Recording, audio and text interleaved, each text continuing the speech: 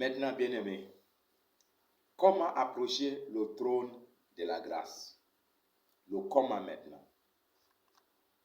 Approcher le trône avec confiance et audace. Le mot parousia dans l'Hébreu 4, le verset 16, signifie la liberté. Vous voyez, l'assurance là-bas, ça signifie la liberté. Viens avec la liberté. Liberté de la parole. L'absence de peur en parlant des arguments. Alors, nous ne venons pas parce que nous avons peur ou nous venons avec l'esprit de peur. Non. Et nous venons avec la liberté que Christ nous a donnée. La Bible nous dit que c'est pour la liberté que Christ nous a libérés, nous a franchis.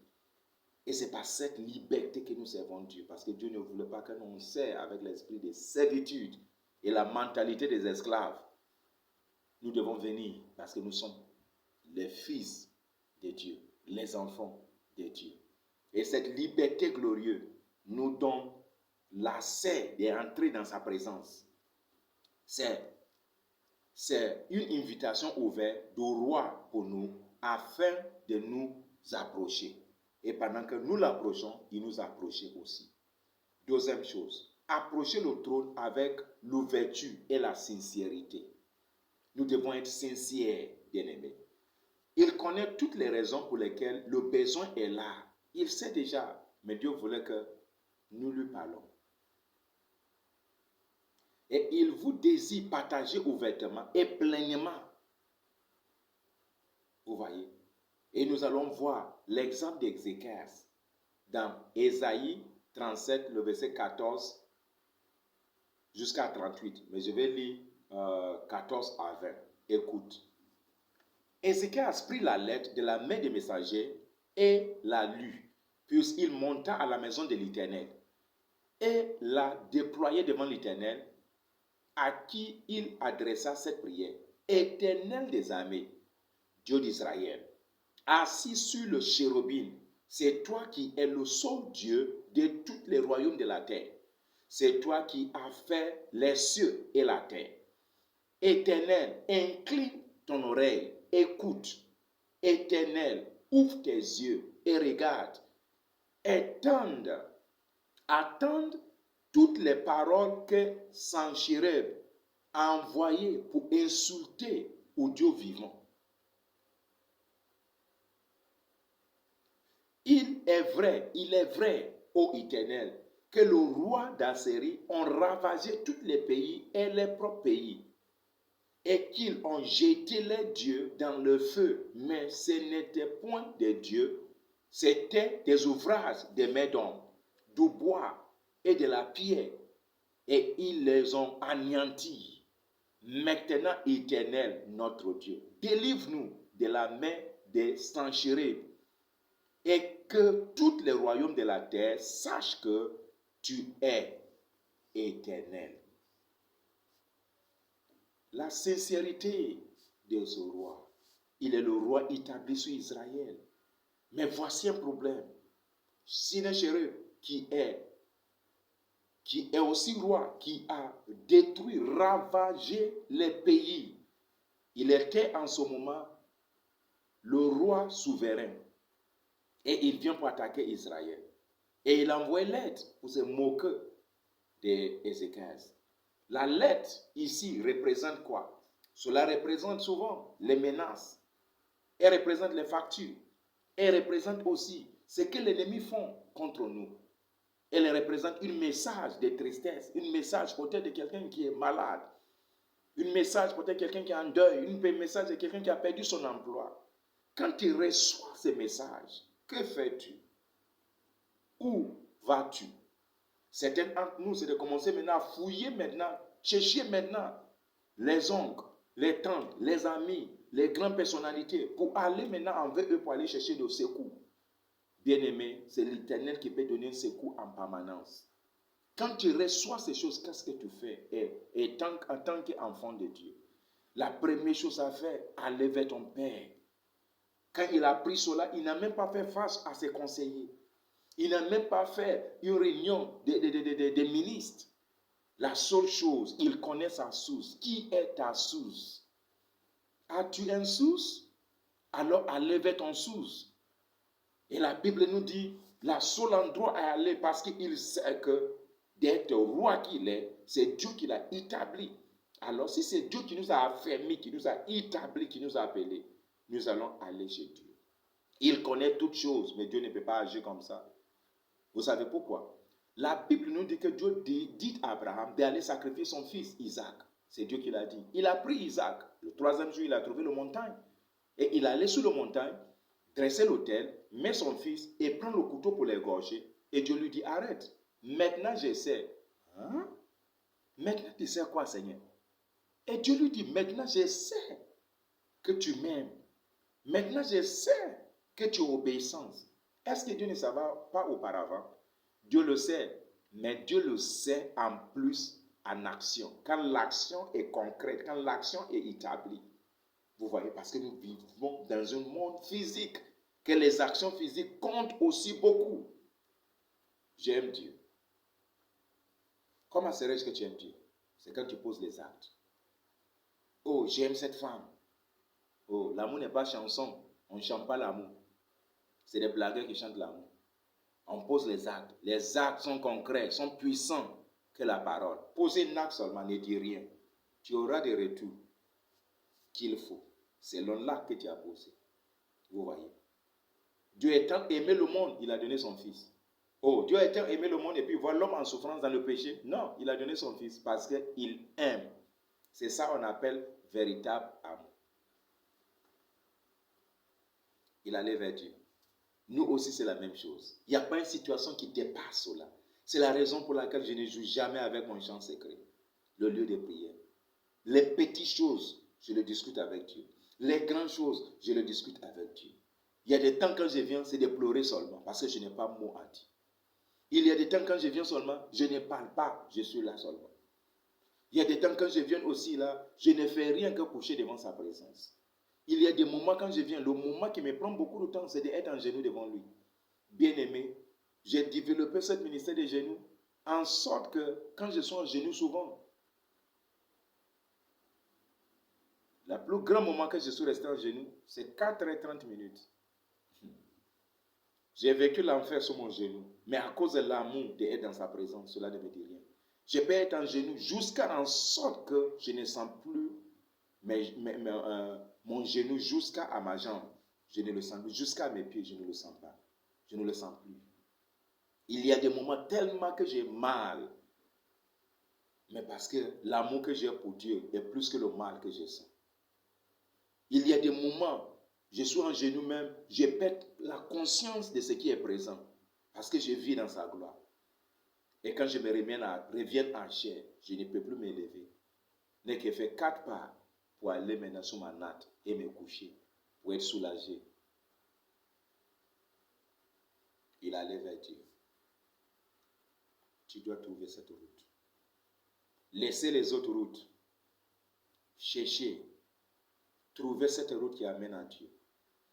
Un temps dans ma consécration, j'ai cherché quelque chose avec Dieu qui se trouve seulement en Dieu. Et j'ai dit au Seigneur, le temps que ça va me prendre, je te trouverai. Oui, je te trouverai. Et il m'a fait grâce afin que je le trouve. Parce qu'il m'a dit, c'est lui qui me cherche. Et qui me cherche avec tout cœur, me trouverai. Je l'ai trouvé. Il m'a répondu. Fais comme Shena Shiro. Allez lire tous les textes là et tu comprends très bien. Vous devrez présenter tous les faits et motifs à Dieu. Ésaïe 1, le verset 18 nous dit, venez et plaidons.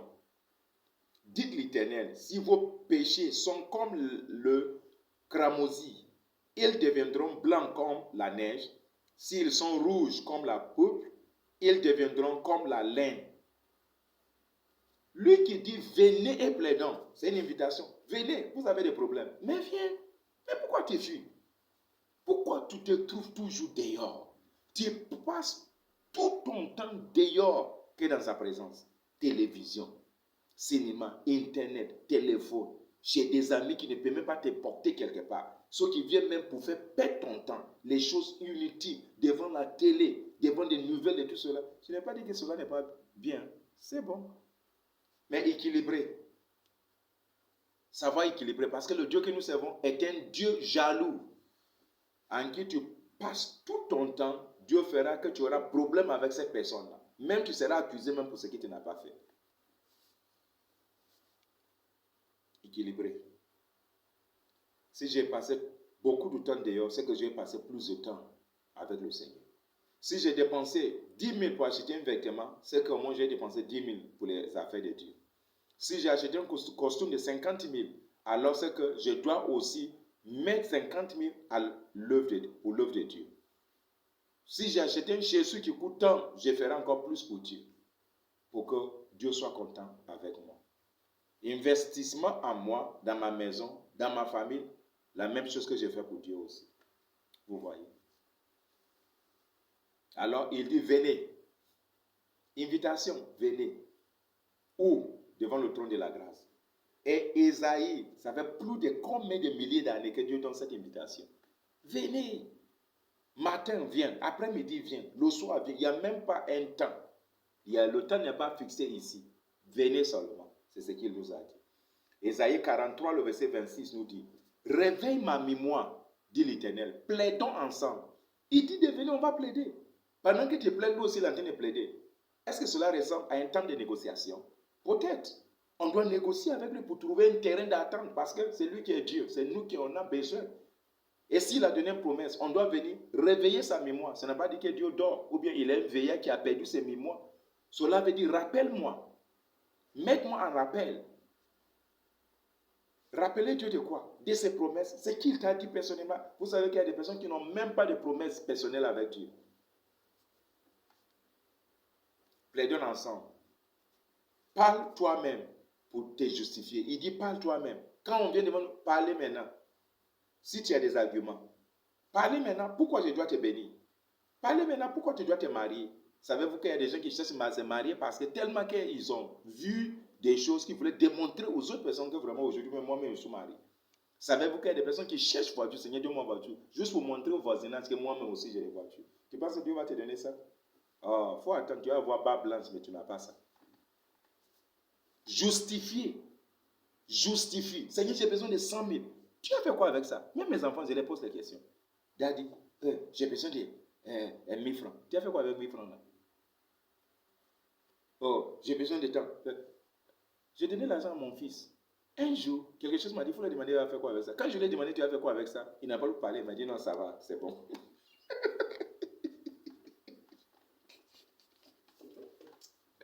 Oh non, pas pour le frustrer, mais demandez quand même. Et depuis ce jour-là, j'ai compris maintenant où il dépense son argent. Et je sais comment l'encourager. Oui, je sais comment encourager. Alléluia. Vous voyez. Et Isaïe 41, le verset 21 nous dit ici, plaidez vos causes, dit l'Éternel. Produisez votre moyen de défense, dit le roi de Jacob. Pourquoi il dit le roi de Jacob ici? Savez-vous ce qui Jacob est? Un tricheur, un voleur, quelqu'un qu'on ne peut même pas confier, qui a triché, triplé son frère, il a pris son droit d'aînesse, il a encore venu deuxième fois, il a pris sa bénédiction.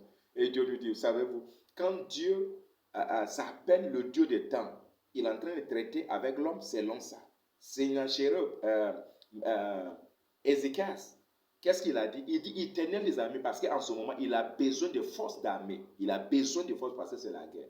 Vous voyez? Et il dit le roi de Jacob, plaidez votre cas. Quel cas? Tu vis quelle situation? Viens plaider selon ça. Tu es malade? Viens plaider. Tu es en chômage? Viens plaider. Tu as besoin de promotion? Viens plaider. Parce qu'il y a certains qui viennent demander seulement pour les ventes. Et tu penses que Dieu n'a pas de vente. Vous voyez? C'est très important. Plaidons. J'ai appris à plaider avec le Seigneur. À présenter des arguments qu'il faut. Oh Seigneur, si tu m'as béni, voici ce que je ferai pour toi. Voici ce que je ferai pour telle église. Voici ce que je ferai pour tel homme de Dieu. Vous pensez que Dieu ne peut pas me donner? D'ailleurs, il me donnera pour prouver réellement si je ferai ce qu'il a demandé. Savez-vous que la bénédiction de Dieu, souvent, là, c'est un piège? Ah oui. Par ça, il verra ce qui est dans ton cœur. D'accord, je vais aller rapidement pour finir. Ésaïe, Psaume 81, le verset 10, nous dit, je suis l'Éternel ton Dieu, qui t'a fait monter du pays d'Égypte, ouvre ta bouche et je la remplirai. Quand je viens en prier, souvent il n'y a pas de sujet de prier. Je ne fais qu'ouvrir ma bouche par la foi. Ce n'est pas pour ouvrir la bouche comme ça. Hein. Sinon, tu risques d'avoir un mouche qui va rentrer. Mais par la foi, ouvre ta bouche, je le remplirai. Remplis avec les paroles justes, parce que l'Esprit sonde notre cœur. Il connaît les mots appropriés que nous avons utilisés pour la prière.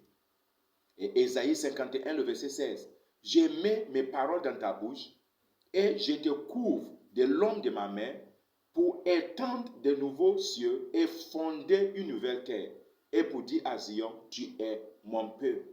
Vous voyez, la parole de Dieu est dans notre bouche. Et quand nous prions sa parole, Dieu agit. Parce que dans sa parole se trouvent ses promesses et ses ordonnances. La dernière chose, approchez le trône avec la foi. Un trône est où la réponse royale sont données. Lorsque les besoins sont présents et discutés, rappelez-vous, en prière faveur et principalement pour les choses liées directement ou indirectement au intérêt des rois. Vous voyez, quand je viens par l'intérêt des rois parce que je viens chercher l'intérêt des rois. Et quand tu viens demander quelque chose pour mon intérêt, tu peux trouver ça très facilement. Et dernière chose, approchez le trône avec amour et joie parce que tout est accompli en Christ. Attitude bienveillante de la bonté de Dieu pour vous.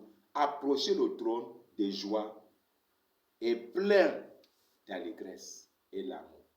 Que Dieu vous bénisse. Et maintenant, nous allons dans le partie D. Comme premièrement, je fais l'introduction, 1A, 1B, 1C et 1D, on vient de terminer. Et alors, nous partons maintenant pour l'autre vidéo qui est le partie 2, qui est la réalité de la vie du trône.